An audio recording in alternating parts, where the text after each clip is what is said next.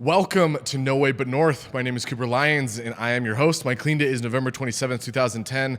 We would pan left and show you Big John Meldrum, but he's not here today, unfortunately. I'm riding solo.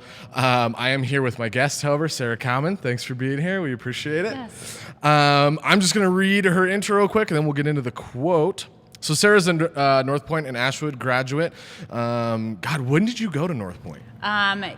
January of 2016, like the end of January and all of February. So I was still a tech back then. You were. And I was a hard ass. Everybody called me the bedtime Nazi. Yep. I probably looked like a 16-year-old back then. Didn't have the beard or anything. And Sarah's also going to NNU in a master's program to become social worker. Social work. Perfect. Yep. So today's quote is, I have to read this one too. There could be no rebirth without a dark night of the soul, a total annihilation of all that you believed in and thought that you were. I'm going to butcher this. Hazrat Inyat Khan. Hopefully I got that wrong. If you're watching, I apologize. So for me, when I hear that, I really just think about, honestly, like the first 3 months of recovery, right? Everything that I thought I was, everything that I thought I believed in, even music that I thought I liked, was just not the case for me. Like, I completely forgot who I was, did not know anything about myself, and I kind of had to rebuild not only like my life, but who I was as a person. And that was even though, I'd started to build this community around myself through 12 Steps and through Ashwood when I was going to the adolescent program there, all these things, my family started to rally around me again. I still felt like I didn't know who I was, and that was, what did it say, the dark night of the soul for me. And of course I had the, rock bottoms, things like that, and addiction, but at least I felt like I kind of knew who I was or what I wanted. So I think about that early recovery and kind of pushing through that. So what comes to your mind? For me, it's more of like, I would say right before I hit rock bottom and just like going to a really dark place. Yeah. And I hated myself. I didn't know like what my purpose was or why I was here or like why God wanted this for me. And then after I got clean, it was just kind of the same thing, like rediscovering who I was. And like you said, like music and like TV shows that I used to watch in movies, I'm like, this is fucking stupid. Yeah. Yeah, it's kind of that entrance into the dark tunnel and coming out of it, I guess. Yeah. Yeah, two different ends of the same process. Yeah. Cool. All right, guys, we're going to get into your story. I know that you have a very unique story, so I really appreciate you being willing to share it with us. I know you were talking about going to schools and sharing it, too, at some point, right? Yeah. Are you still going to do that? Yes, I'm doing that after I'm done with my community service. Nice. Yeah. That's going to be really cool. Yeah. I'm really excited for that. Yeah. I want to hear about it and how the kids I'll invite react you. You to can it. come. Yeah, no, Okay. totally. We'll make it an alumni event. Okay. So just starting us out, like what, growing up in childhood, was there anything that kind of lent itself to addiction or the disease of addiction before you even knew what drugs and alcohol were? What was your childhood like, things like that you're willing to share with us? So I would say, like, I was thinking about that. I guess my childhood was, like, pretty normal. Yeah. Whatever the fuck that means. Yeah, exactly. Like, both my parents were teachers, and so, like, early on I felt like they expected me to be perfect, even though they never said that. And I think it was more of just me having those expectations for myself. Because they seemed perfect as adults. Yeah. And so I always, like, early on, I can remember if something did not go right, I would get super frustrated and just break down. And Was it more anxiety or anger? I think it was more anxiety. Okay. Yeah. I was a crier. I still am. Still am. Yeah. Hey, that's better than not ever crying. So and so I did church, the whole thing, and I just remember, like, although my parents never forced me to go, which is kind of like expected, and like I just thought that's who I had to be, and I just remember early on, like, other people around me seemed like they had like everything together, and then even at church, like, everyone talked about, oh, like, I have this great relationship with God and blah blah blah blah, and I just did these things, like, I didn't feel anything. I was like, I don't, like, this is what I'm supposed to do. You guys actually believe this? Yeah. And so I had probably anxiety from like the age of 4. Like, I used to worry about the most ridiculous things, like my parents would go on dates a lot, and so like I would physically make myself sick, convinced that they were like gonna get in a car crash and die. Wow. And like, Yeah. And even at school, like I just all that kind yeah, of I was just anxiousness. always super anxious. Yeah. And So it sounds like you felt a lot of like pressure, not necessarily that it was ever like explicitly stated or put on you, but it sounded like your environment, you felt a lot of pressure from the people around you. Yeah. To either perform or make sure things went the right way Yeah. or behave a certain way. yeah. And yeah, like I said, a lot of that was me too. Like I expected myself to be perfect, so I just assumed everybody else did. Okay. Yeah. I was a teacher's pet. I was that annoying person that would like, if you weren't doing what you're supposed to, I would tell you. So I didn't have any friends. The homework is supposed to be due today. Yep. What are you doing? Yep. So I didn't really have a whole lot of friends. In fact, I remember, I think it was the 5th grade, there was a Sarah Kalman hating club. Oh, no. Yeah. That's so sad. It was really sad. I was a super awkward child. Like, I was a kid that would, like, volunteer to, like, clean the classroom during recess so I didn't have to go outside. Or if I was forced to go outside, I'd, like, have a book with me and, like, just preferred to keep to myself. Which is not the case anymore. No. I know that for a fact. Yeah. Yeah. And I don't know. I mean, it sounds like that pressure kind of made you whole within yourself. Yeah. Right? It's more easy to just focus on what you need to do when you feel like you need to be perfect. Yeah. Than worry about other people. Yeah. And I remember even early on, like 4th and 5th grade, like kids would be running around the playground, like talking about all this horrible stuff and like cussing and like, and I was just like, it made me so anxious. I was like, oh my gosh, like you're not supposed to do that. Yeah. So I was like literally like the perfect child, never got in trouble. Like, so how long did that last? So that was, I mean, from 4 till like 19.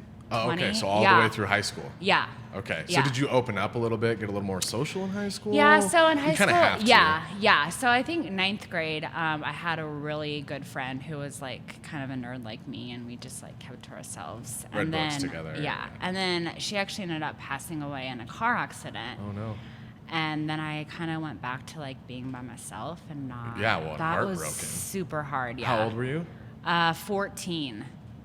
Okay, so you were friends for about a year? Yeah. Okay. And we got super close super fast, and it was during junior high, which was the most horrible time. For most people. Hated it. Yep. I just remember like I had to stand up in front of the entire school and like her family and give like this speech, and I hate public speaking. And So you're really stoked to be be here, right? This is okay, but yeah.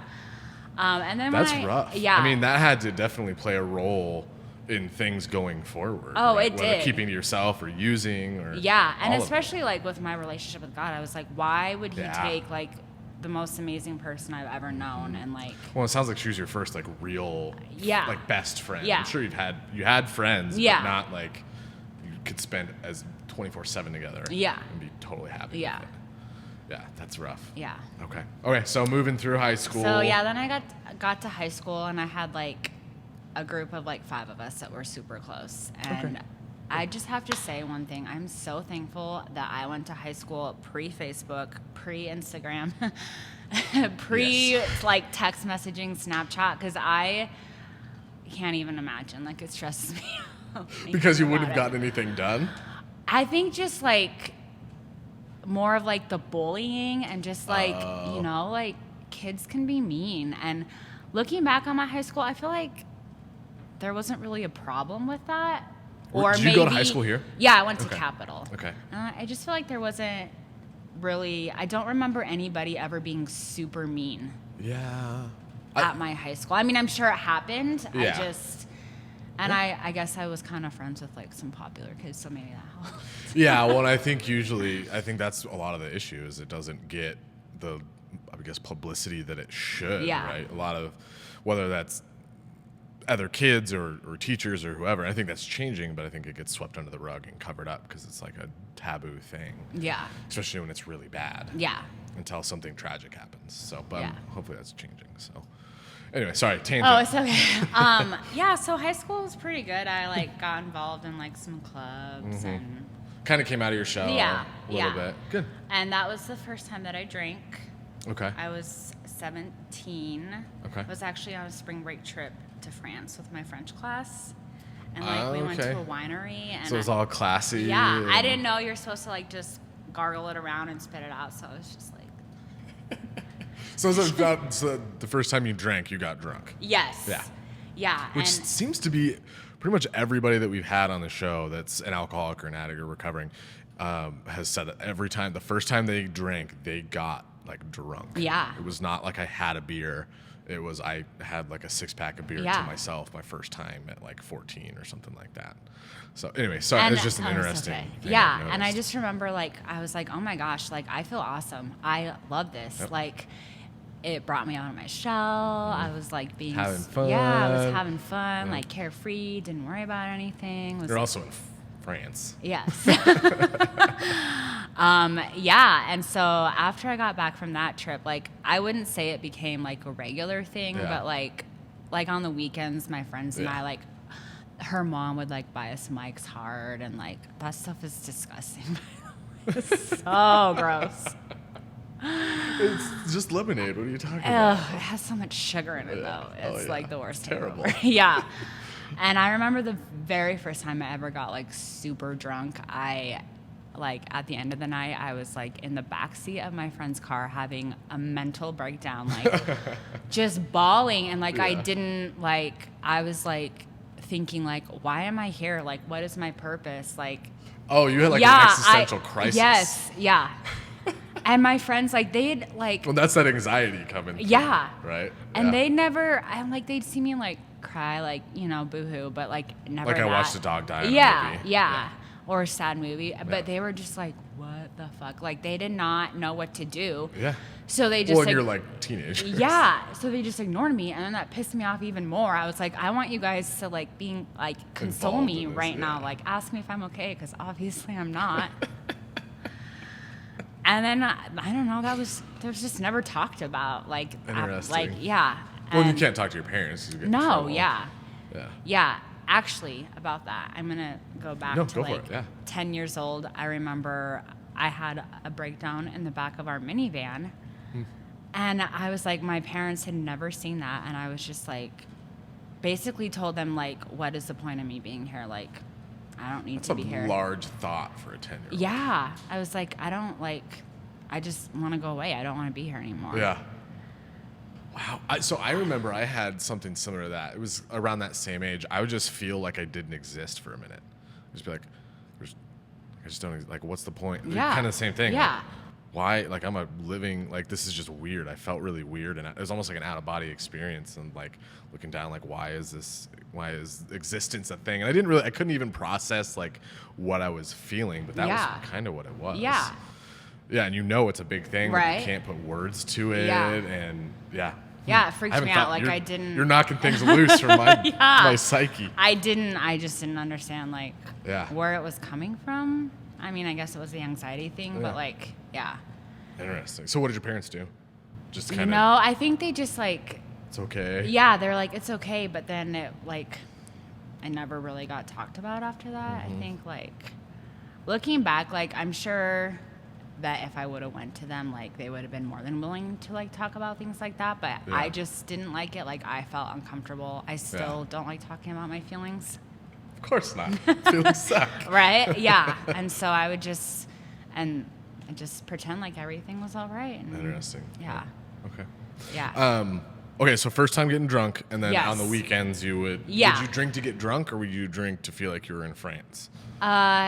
I think, like, at the beginning, feel like I was in France, but then after that, it was, like, drink to get drunk. Okay. Yeah. Okay. So then moved out of high school. Yes. What happens? I'm assuming you probably went to college? Yes. So I went 2 years. I lived in Nevada, Missouri. Nevada? Yes. I thought you were going to say Nevada. No, it's spelled like Nevada, but if you say Nevada, like, they get pissed. Yeah. Like Boise? Yes. Boise, by the way, for people that aren't living in Idaho, it's Boise. It is. So it was like an hour and a half south of Kansas City. Okay. And it was, at the time, it was just a 2-year private all-women's college. Oh, cool. And so my mom had gone there, and like she'd been telling me about it, and I was like, there's no way in hell I'm going to an all-girls school in Missouri. Like, it's not happening. Missouri. Yeah, Missouri. Misery. I like it. So, like, we went and visited for, like, the See For Yourself weekend, and we went during the spring, and it was, like, I literally fell in love. It's like, okay, like, I am going here. Cool. Yeah. And I did, and What was the name of it? Cotty College. Okay. Yeah. My aunt went to Linfield or something like Oh, that. It was yeah. like the same type of thing. I Yeah. think, so Yeah. just curious. Yeah. So it was definitely, I would say that is when I, like, super came out of my Yeah. shell. Like, Just felt comfortable. yeah, felt yeah, like you belonged. and so we had like suites, so you'd be living with like 9 or 10 other girls. Like it kind of in an apartment. Yeah, Right? Okay. yeah, and so like there was definitely drama, and when guys are not around, girls really let themselves go. Go ham on the drama. Yeah. Yeah. Like, stop caring, like, don't shower, like, get super lazy. It was kind of nice, actually. I don't know why that never occurred to me. That totally Yeah. makes sense. Yeah, That's no, I great. would, like, wear sweatpants. Every and day, nonstop. I had cowboy boots that I wore. I was weird. Cowboy pants and sweatpants, Yeah. or cowboy boots Yep, and sweatpants. yeah. Nice, I like it. Good yeah, luck. yeah. And so the only thing to do in that town, there was a 3M plant, like, that makes the tape. Oh. Okay. Yeah, and like a bunch of churches, a course. Walmart, and like a million bars that did not card. There was one right next to the college, and like they didn't card, so that's what we did. And they always say you can go to any town in the world and you'll find at least a church, a bar, and a 12-step meeting. yeah, Sounds like that's probably what Yeah. it was. and we would like drive to. There was a college in Fort Scott, Kansas, because we Okay. were really close to Kansas. Okay. Or like we would drive to Lawrence and like To go to see boys. frat Yeah. parties. Yeah, that's when it really took off. A little binge drinking. Yeah, like I would like drink before I went to class because I was bored or like Okay. yeah, So that's kind of where the alcoholic drinking yeah, started to take shape. yeah, Okay. yeah. Did you keep your grades up? And Yeah, I failed Spanish 101 only because Okay. I had taken French for 4 years in high school, and okay. I was just being lazy. I'm like, I don't want to take advanced French. Like, I want an easy A. And I thought it would be an easy A. And it was not. It's not. Yeah. My professor hated me because I was speaking Spanish with a French accent and like pronouncing letters that weren't supposed to be. So Pronounced? Yeah. so I had to retake that class. And I got an A the second time around, but You actually tried. yeah. Yeah. Yeah. So I loved it there. Like I said, that was I feel like that's when I really discovered who I was and like broke out of my shell. And there were just so many experiences Yep. that I would not have gotten if I went to like a regular, like there were only 200 girls at that school, Oh, so it wow. was super small. It's basically Like, a high school class. yeah. I remember one time I was sitting in class wearing like my senior shirt that like had all the names of the people I graduated with, and Wow. this girl, she tapped me on the shoulder. She's like, "Is that everyone that went to your high school?" And I was like, "No, it's everyone I graduated with." And she's like, "You graduated with more people than live in my entire hometown." That's a whole other kind of living. Yeah. That's crazy. Yeah. That's nuts. Okay, so and what'd you graduate with, by the way? Just an associate's in art. Yeah. Okay. Yeah. Okay. Okay, yeah. So graduated, kind of started to drink alcoholically. Yeah, I was smoking pot Okay. by that time. I think I like did party drugs a couple of times just Okay. because Experimenting. Like yeah, most or like people I'd do. already been drinking. Like, here, want to try this? Yeah, like let's Yeah. do it. Yeah. Okay. Yeah, and so graduating was really hard for me because like I had made like the best friends ever, Yeah. and like we were all so close, and like I mean they were from all around the world and like all around this like United States, and so I transferred to Eastern Oregon University in La Grande, Okay.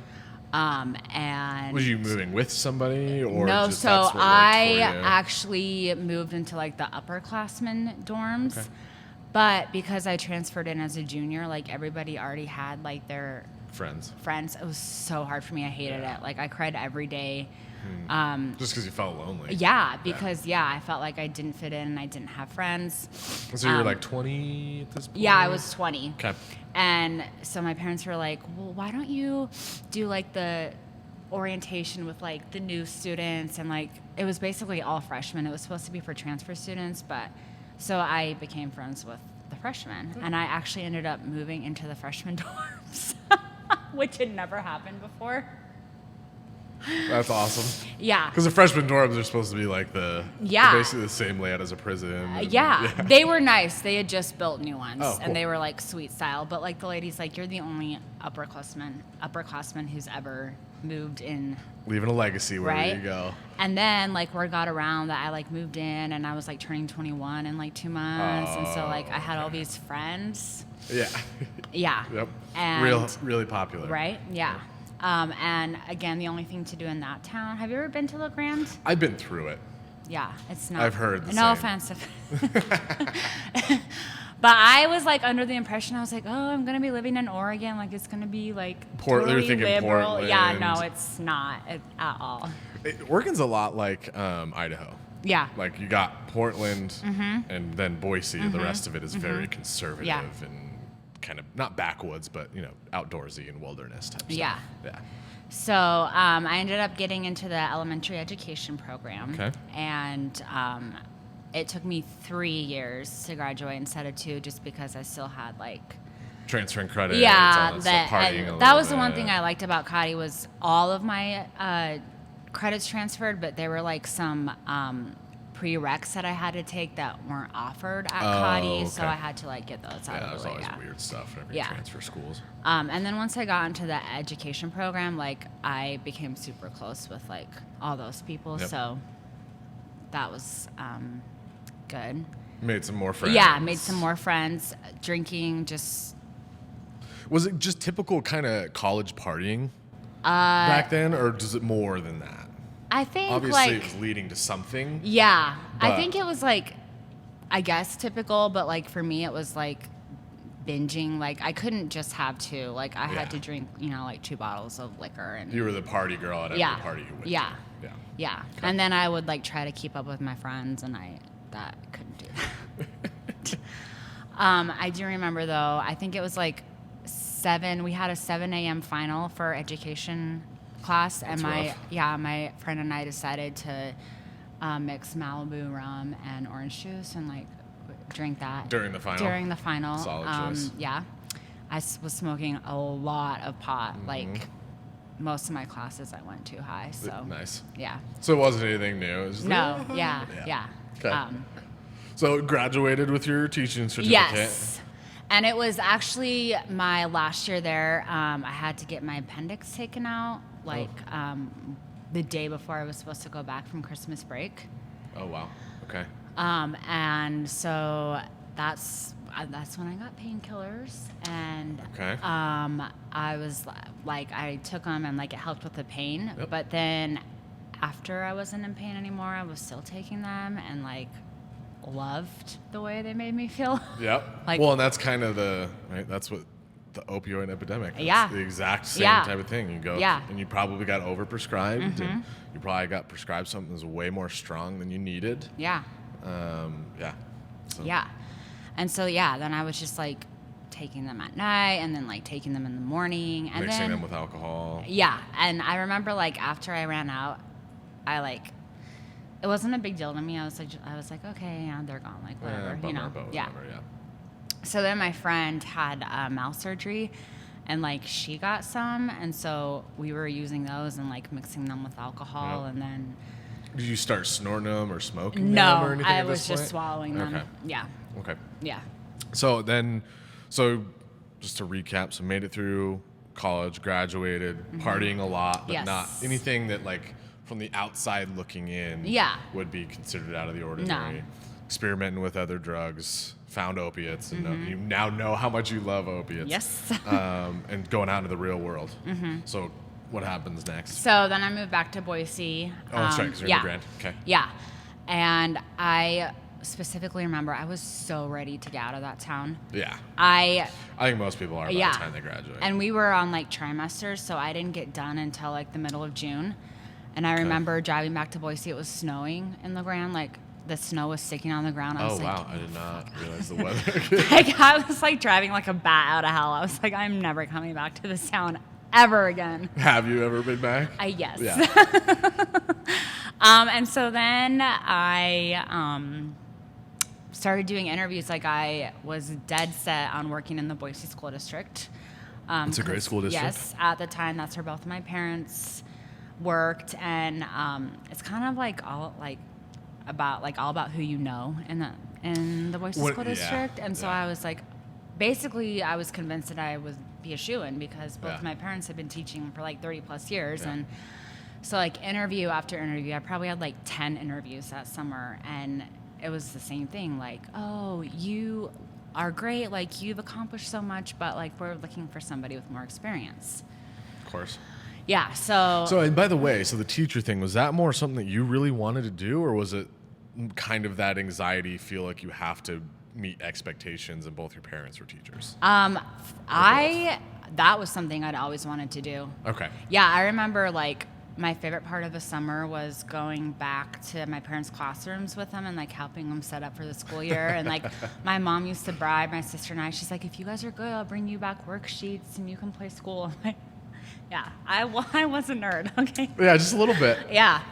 And so I ended up not getting a job, and that was like super disappointing to me, like really disappointing. Because you had all those expectations. Yeah. So I ended up subbing for a year in the Boise School District, and my mom and I, she's like, if you do this, then you'll get your foot in the door, and then you're more likely to get hired. And you have experience. Yeah, so I did that. I had a long-term sub job. And so while I was doing that, I started dating my ex, the one who's in prison now. Okay. And the partying was like, that's what I was doing on the weekends, was like just getting drunk. As often as you could. Yeah. And I remember that he he was doing opioids like with his cousins. Like just like, like partying, like it wasn't a regular thing. It was more of like a party thing. But I remember when I found out, I was like really disappointed and upset. And I was like, please promise me you will not do that again. Because it was like Oxycontin. Like I'd only ever done like Norcos and And so he's like, that's interesting. Yeah. Actually, you sounds like you like got emotional. I did. I was like, please promise me you won't. Like, I don't want to end up that. I don't want to do that. Like, don't do that. And he was like, okay, fine. And he stopped. Interesting. So then I subbed, and then during the summer I tried again to get into the Boise School District. I did not. Okay. Like had like 10, 11 interviews. Even more pissed off and upset. And then I was really upset because I felt like I should have gotten a job that somebody else got because his parents were like really high up in the district, like administrator and like district office. Okay. And so I was really upset about that. Yeah. Felt cheated. Yeah. Wronged. Yeah. So I was like, okay, fine. I guess I'll just sub for another year. Yep. And then my mom was like, well, maybe you should look at the smaller districts. And I was like, whatever. So like I applied to Caldwell, Nampa, Parma, Cuna, Notice, Valley View. Nothing. So I was just planning on subbing again, and then I believe it was October, I got a call from a principal in Valley View, and she's like, we just got the okay to hire another first grade teacher. Oh, wow, so late in the year. Yeah. Are you interested? And I was like, yes, like I will do it. But all my experience had been in like 4th, 5th grade, so like I'd never done first grade, like little kids before, and so I just remember like I was so overwhelmed. If my like I don't even know, like my parents literally like saved my ass, like helping me set up my classroom and like knowing this is what you need. Like I remember thinking if I was somebody who didn't have parents who are educators, like I would literally be sitting on the floor crying. Like I don't know how teachers do it at any grade level. So not only was I a first year teacher, but I was like hired 2 months after school started. That was really hard. And then when they were like breaking up the classes, they basically gave me all the naughty kids that they didn't want to deal with. Awesome. So that was super fun. Yeah, that's good. But you still, sounds like you still loved it. When I've talked to you about it in the past, you still were stoked to be there. Did. I remember it was during my first year of teaching that I got pneumonia in my right lung, I believe it was, and then I found out that I had cysts on my ovaries, and so I got. That's a crap first year. Yeah, and it happened at the same time. Like I remember, it hurt to breathe, and like I couldn't walk, and my principal was like, "I'm taking you to the hospital. Like you can't be here right now." So of course you would go to work, right? With pneumonia and ovarian cysts. Yeah. And I mean, I had to. Go teach those kids. Yeah. And so I ended up getting another prescription for painkillers on top of codeine, the cough syrup. Yeah. And so that turned into like an everyday thing. Yeah. Like and I just remember at the time like blaming it, like I had a horrible day. Like it's this every day. Yeah, every day. Yeah. I'm like, I had to deal with this parent or this student was awful. Like, this is okay. I'm allowed to do this. Yeah. Like, Justification. Yeah. Justification. So then after that, I started getting into OxyContin. Okay. And like my ex and I were just like swallowing them. I was gonna say, and you're still with this. Yeah. So we were like, it was just kind of casual, like a weekend thing. I don't even remember how it started, but like we would like do it on the weekends when we were partying, and then that turned into like a couple Monday nights a week. Yeah. And then we started snorting them, and then I remember when my sister graduated from college up in Lewiston. We went to her graduation, and we had brought some with us, but we had done them all, and so like we went a whole day without doing them, and it had been like we'd been doing them like every day for 3 months. Okay, so we progressed pretty quickly. Yeah. So at the time, like I didn't think I was addicted. I was just like, it's just something I like to do for fun. Yeah. But I remember that night, like I did not sleep at all that night. Like had the restless legs. I was like, what is wrong with me? Like why? Why do I feel like absolute shit? Yeah. And like pissed off and irritable. Super agitated, like annoyed with the world. Yep.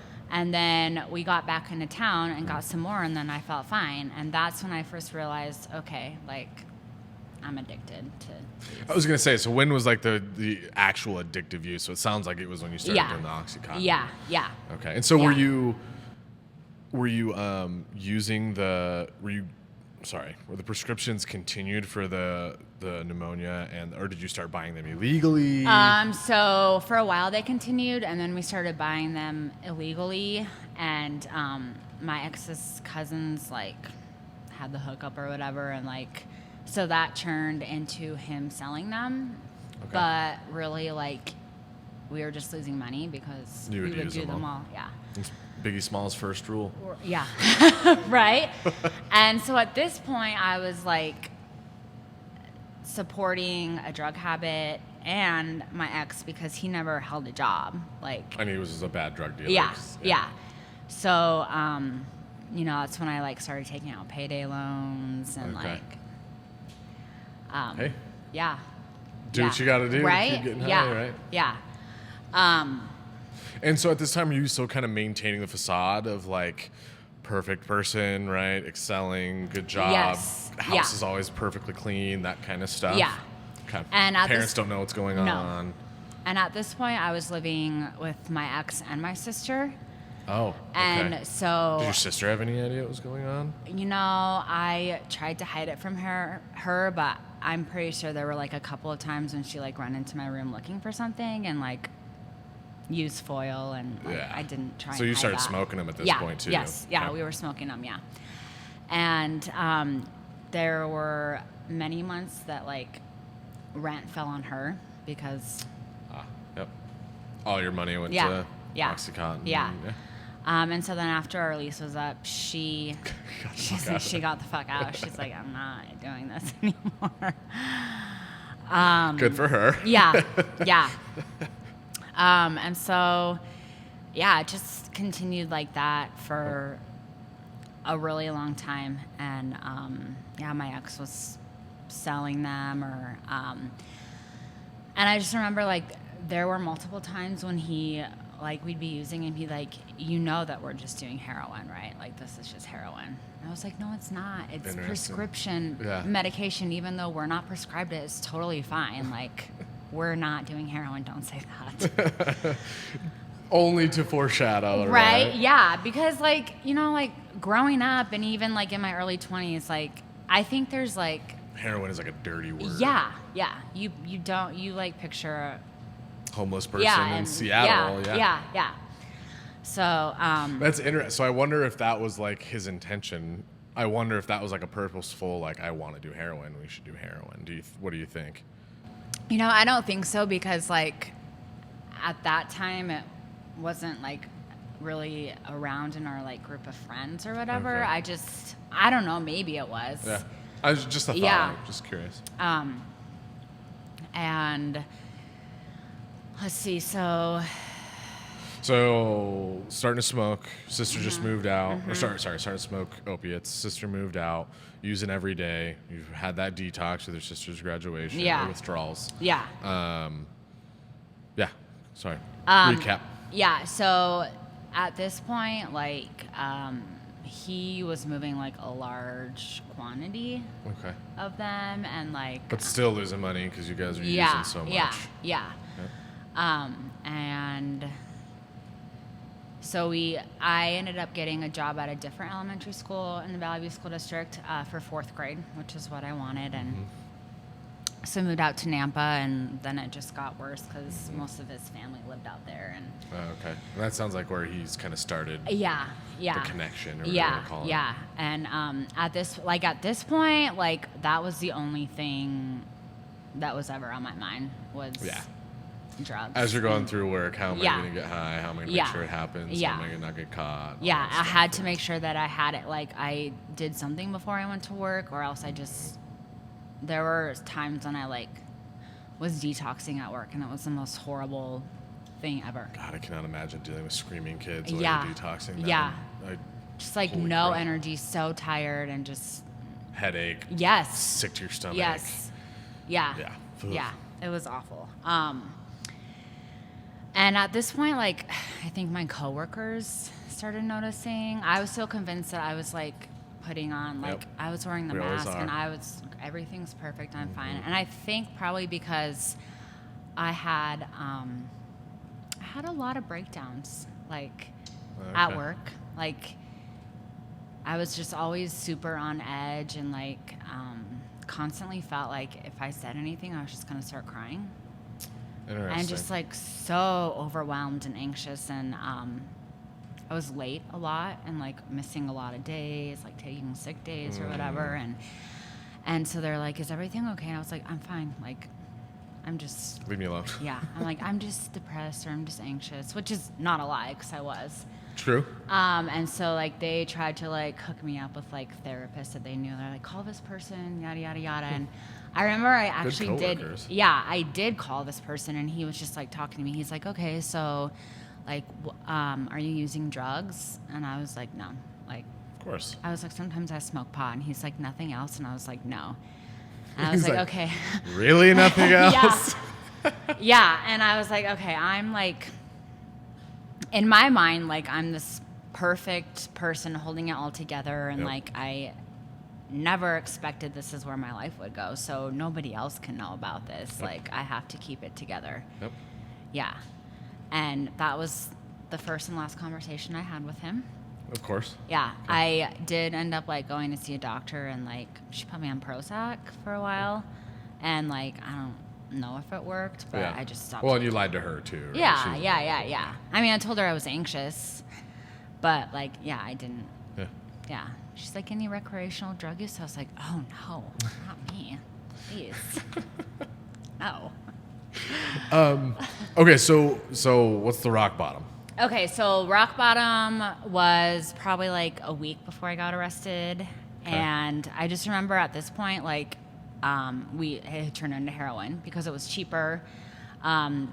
It was easier to find. His cousins had gotten into it, so like he was selling that, and like we were actually either breaking even or making some money.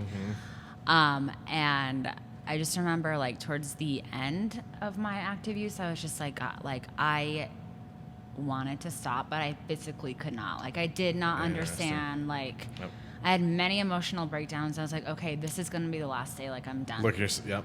And then I'm done. An hour later. Yeah. And then I was like, but I have to do it by myself. Like, I can't go to my parents. I can't go. They can't know. Because you have to put up that facade. Yeah, and you're exactly. ashamed, right? Yeah.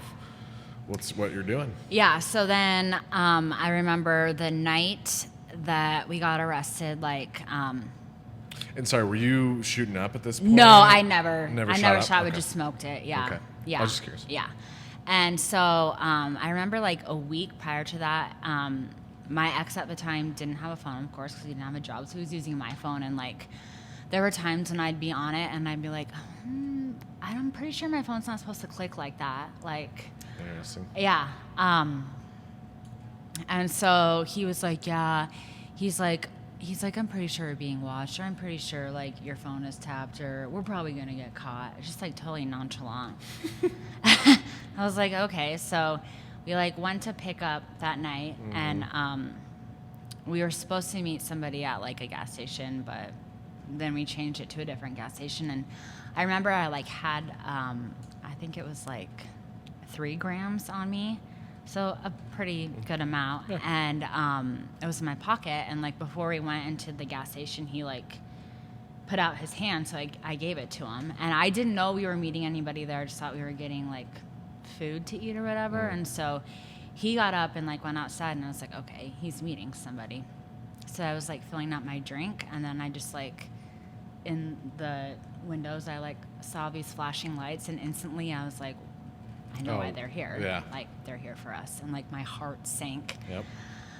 Like, I was, like, breathing super fast. I was like, I don't even know what to do. Like, do I run to the bathroom? So I just stayed there, and, like, I heard the door open behind me. And so I, like, looked behind me thinking, you know, maybe somehow he got out of the situation and was, like, coming back in the restaurant. No, it was just, like, this huge dude that was, like, walking towards me. And he's like, Sarah? And I was like, yeah. He's like, you need to come with me. And I was like, okay. Crying probably. No, actually, really? I did not cry at all. The whole time? Yes. Wow. I was still kind of a little high and just like in shock. Yeah, that makes sense. And I don't know why I thought you might not be high. Right. He grabbed my phone and took me outside, and like there were like 6 cop cars, like 3 undercovers. Like when I got there, like my ex was down on the pavement with like a detective's foot was on his head, and like it was like real. Yeah. Yeah.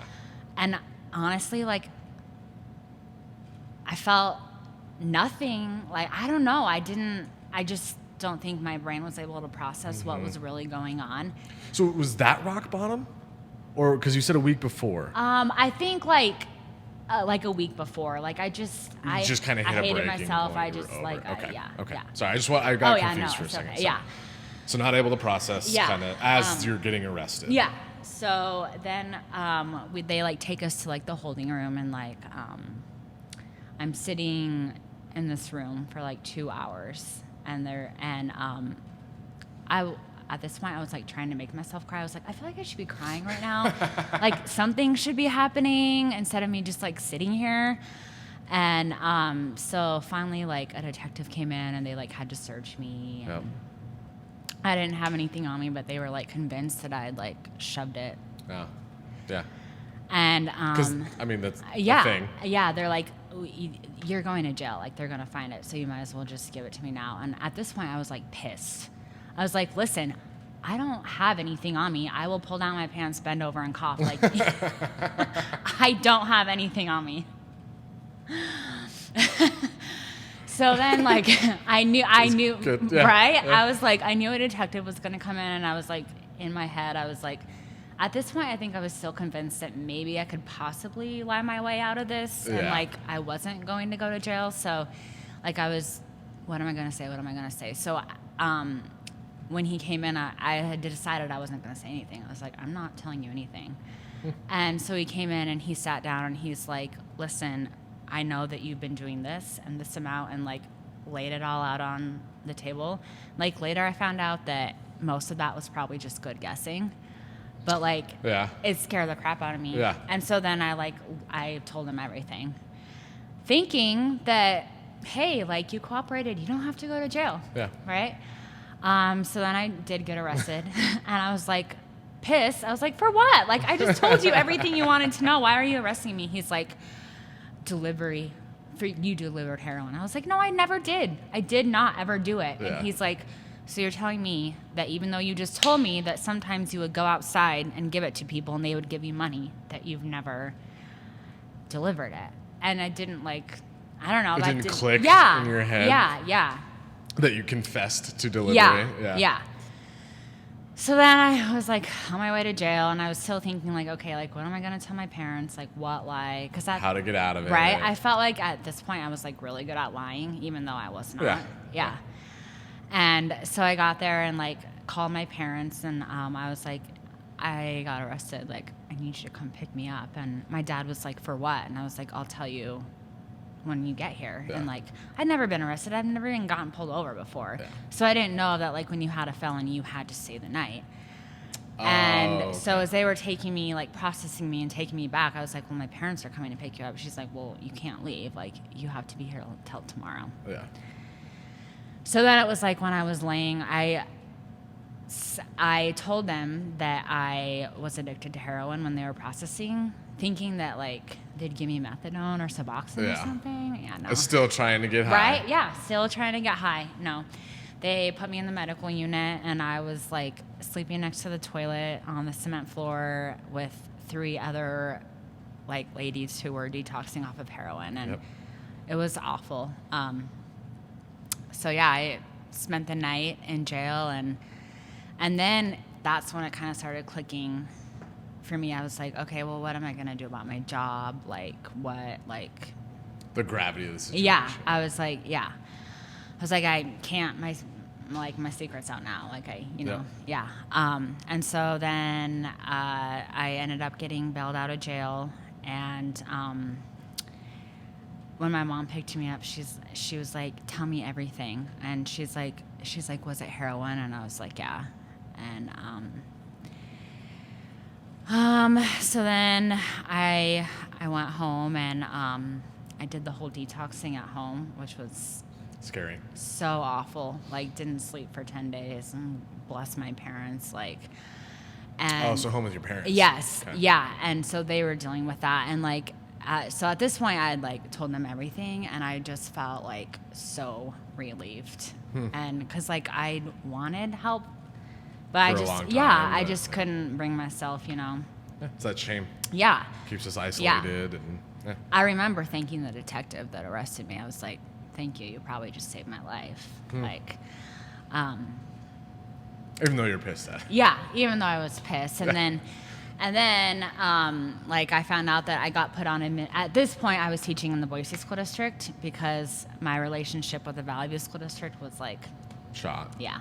So I transferred, and I found out that I had been put on administrative leave, and I honestly remember, like, feeling relieved. I was like, okay, like, I can just take, like, the rest of this year to, like, get stuff figured out, and, like... kind of still in my head, I thought like, okay, like this is going to be a rough 10 days, but then after that, like I'll be good. Like I will be fixed because I'm not using anymore, right? Yep. Yeah. And so then like we had a family friend who is like, she was a counselor, and so she was like giving us different like rehab places. Referrals and stuff. Yeah. And so at first, like we were just thinking like outpatient. Oh, okay. Yeah.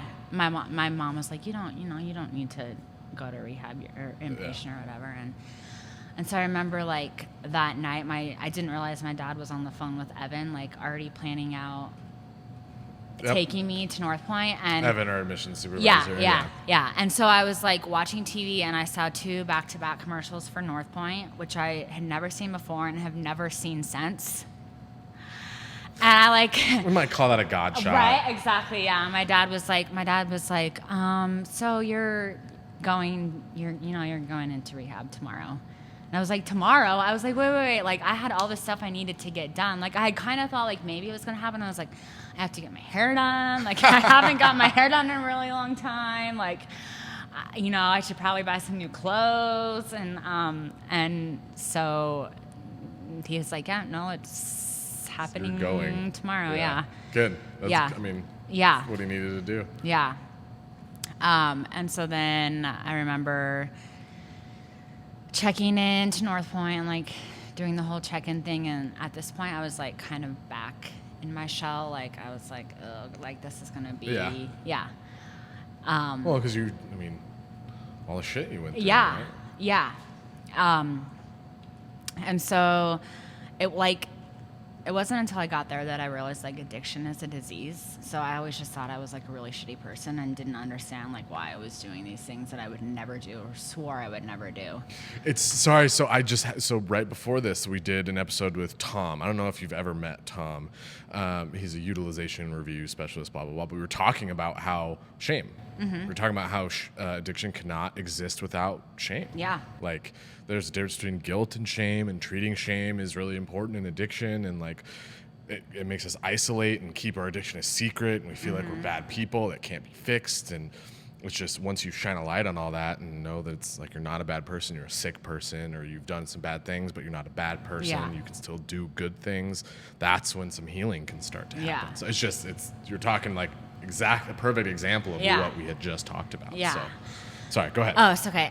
So let's see. So you're in Northpoint, you're already detoxed. Yeah, I'd already detoxed. So you start going to group, meet your counselor, meet people in there. Yeah, I still was like, I took advantage of like the whole, like, you don't have to go to group thing for 2 days. Like, you don't have to do anything, because I was like, and Dan was my counselor, and Nice. he like finally just sat me down. He was like, listen, like, if you're going to be here, you actually have to, you can't just stay in your room. Like, Yeah. So I was like, okay, fine. All right. So like I started kind of opening up a little, but I was still like, I was like, oh my God, everyone here is judging me, and everyone is like, if I say this, you're going to think this. Like, nobody cares. Yep. Yeah. And then when I was in Northpoint, I found out that I got indicted Okay. with conspiracy and trafficking. So I was like facing like a minimum of like 15 years in prison. So I also had. And wasn't there like a news thing too? Yes, it was on the news. It was in the newspaper. Which doesn't help with the shame aspect. No, yeah. So, like, before I went into Northpoint, after I knew it was on the news, like, I refused to leave my house. I was like, oh my God, everybody in this entire city is going to notice me and be like, look at that. Yeah. So I had to deal with, like, the legal stuff and When you're trying to work on recovery. So Yeah. so what was kind of the main takeaways? I want to make sure we don't go too far over Okay, time. yeah. But what were the main takeaways that you got out of Northpoint? And then, because then you did Ashwood. Yeah. And then like, what's life like now? Okay, so I would say like the main takeaways I got out of Northpoint probably was like that, you know, I have a disease and I'm not a shitty person. So education. Yeah, so education and just like learning, I learned a lot about myself, like, you know, nobody expects you to be perfect. Like, you're going to make mistakes. So that's still something that I have to work on. Like, I still have trouble, like, handing control over to people. Yeah, just a little bit. Yeah, just a little bit. And also just, like, learning to, as my feelings come up, like, accept them and talk about them rather than bury them. Yeah. Yeah. Which I still sometimes do. I think most adults probably Yeah. do. Yeah. I don't know. I just felt like, I always said I felt like, have you ever played the game Life?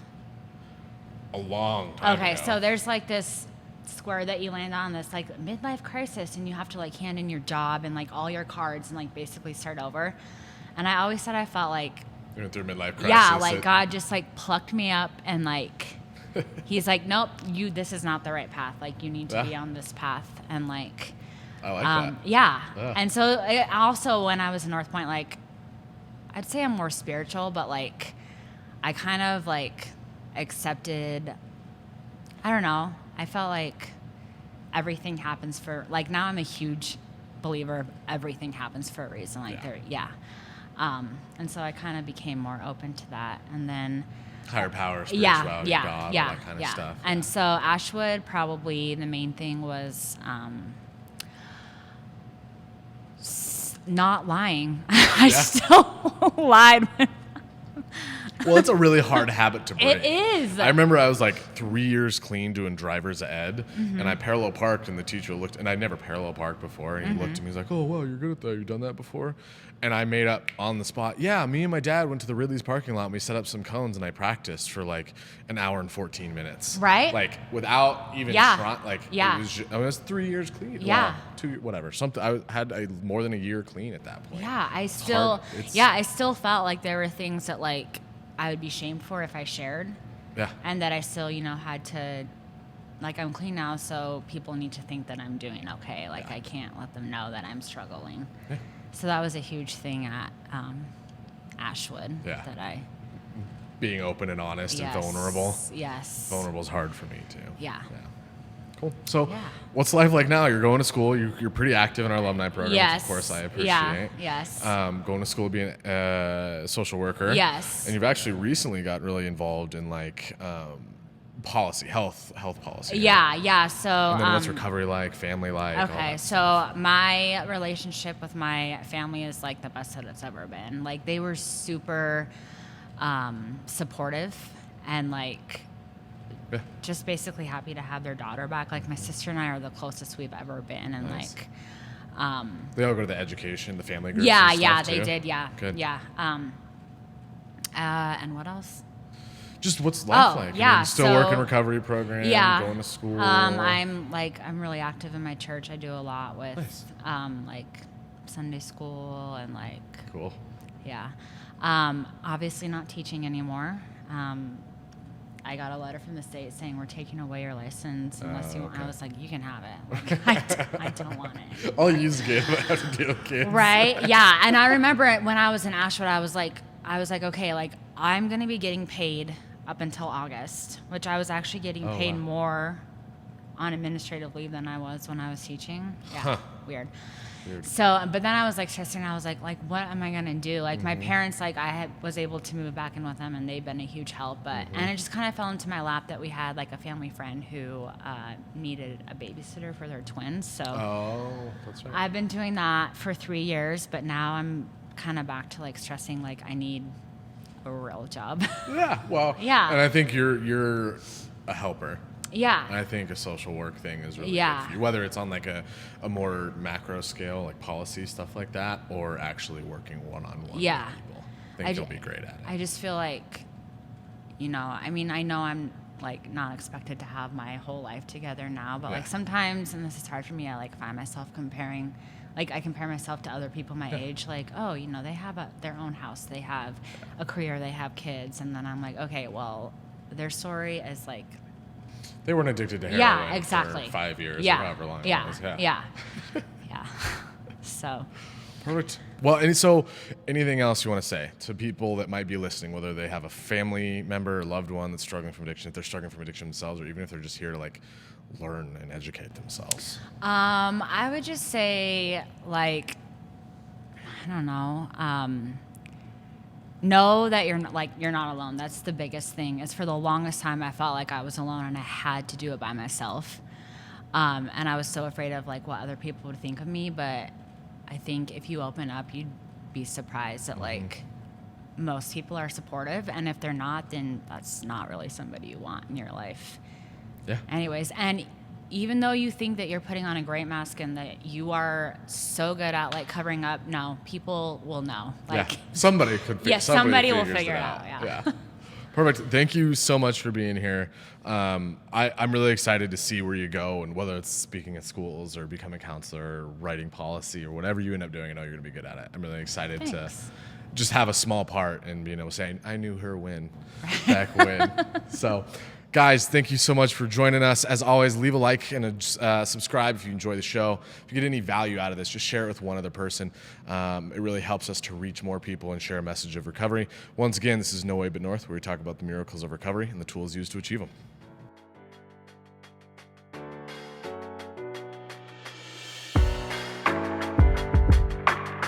If you or a loved one are struggling with addiction, call 1-877-648-3125. The views and opinions expressed in No Way But North do not reflect those of Northpoint Recovery or any other institution or organization.